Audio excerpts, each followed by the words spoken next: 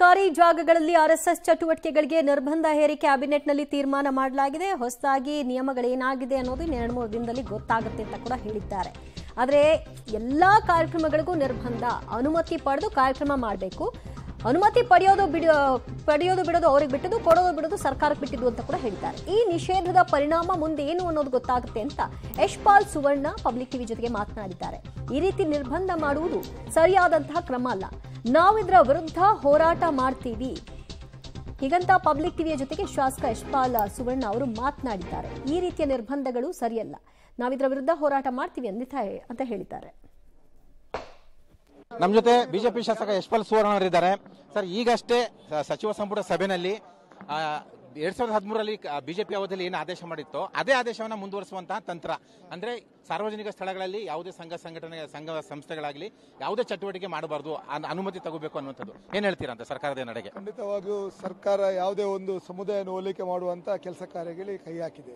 ಖಂಡಿತವಾಗಿಯೂ RSS ಇಡೀ ದೇಶದ ಒಂದು ಮಹತ್ವದ ನಿರ್ಣಯ ತಗೊಳ್ಳೋ ಮೂಲಕ ಇವತ್ತು ಭಾರತ ದೇಶ ಈ ಮಟ್ಟಕ್ಕೆ ಅಭಿವೃದ್ಧಿ ಆಗಬೇಕಿದ್ರೆ, ಇವತ್ತು ನರೇಂದ್ರ ಮೋದಿ ಪ್ರಧಾನಿಯಾಗಿ ವಿಶ್ವ ನಾಯಕ ಆಗಿದ್ರೆ RSSನ ಕೊಡುಗೆ ಬಹಳಷ್ಟಿದೆ. ಇವತ್ತು RSSನ ನಾಯಕತ್ವ, RSSನ ವಿಚಾರಗಳನ್ನು ಇಡೀ ವಿಶ್ವದ ಬೇರೆ ರಾಷ್ಟ್ರಗಳು ಕೂಡ ಪಾಲಿಸುವಂತ ದಿನಗಳ ಹತ್ತಿರದೆ. ಅದರಿಂದಾಗಿ RSS ಬಗ್ಗೆ ಇವರು ಚರ್ಚೆ ಮಾಡಿ RSSನ ಬಗ್ಗೆ ಯಾವುದೇ ಟೀಕೆ ಮಾಡ್ಲಿಕ್ಕೆ ಹೋದ್ರೆ ಖಂಡಿತವಾಗಿಯೂ RSS ಎಂಬ ಸಂಸ್ಥೆಯ ವಿಚಾರದಲ್ಲಿ ಮುಟ್ಲಿಕ್ಕೆ ಹೋದ್ರೆ ಅದರ ಪರಿಣಾಮ ಏನೆಂಬುದು ಮುಂದಿನ ದಿನಗಳಲ್ಲಿ ಗೊತ್ತಾಗ್ತದೆ.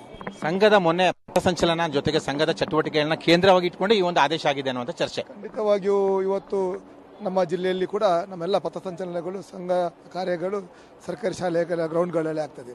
ಇವತ್ತು ಸರ್ಕಾರಿ ಶಾಲೆಗಳ ಅಂತ ಹೇಳಿದ್ರೆ ಅದು ಸರ್ಕಾರಕ್ಕೆ ಸಂಬಂಧಪಟ್ಟದ್ದು, ರಸ್ತೆಗಳು ಕೂಡ ಸರ್ಕಾರದೇ. ಅದರಿಂದಾಗಿ ಆ ರೀತಿ ನಿರ್ಬಂಧನೆಗಳನ್ನು ಮಾಡೋದು ಸರಿಯಲ್ಲ. ಮಾಡಿದ್ರೆ ಅದರ ಬಗ್ಗೆ ನಾವು ಹೋರಾಟಗಳನ್ನು ಮಾಡಿ ಒಂದು ರೀತಿಯಲ್ಲಿ ನಾನು ಹೇಳಿದಾಗೆ ಓಲೈಕೆ ಮಾಡ್ಲಿಕ್ಕೆ ಹೋಗ್ತಿದ್ದಾರೆ.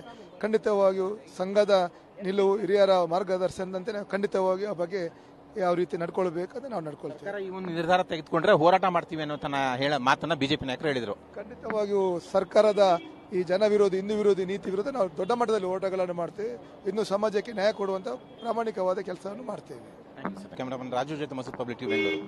ನಮ್ಮ ಜೊತೆ ಸರ್ಕಾರದ ಈ ನಡೆ ಬಿಜೆಪಿ ನಾಯಕರನ್ನ ಕೆರಳಿಸಿದೆ. ಈ ರೀತಿಯ ನಿರ್ಬಂಧಗಳನ್ನು ತರೋ ಮೂಲಕವಾಗಿ ಅವ್ರು ಏನು ಮಾಡ್ಲಿಕ್ಕೆ ಹೊರಟಿದ್ದಾರೆ ಅನ್ನೋದಂತೂ ಸ್ಪಷ್ಟವಾಗಿ ಕಾಣಿಸ್ತಾ ಇದೆ.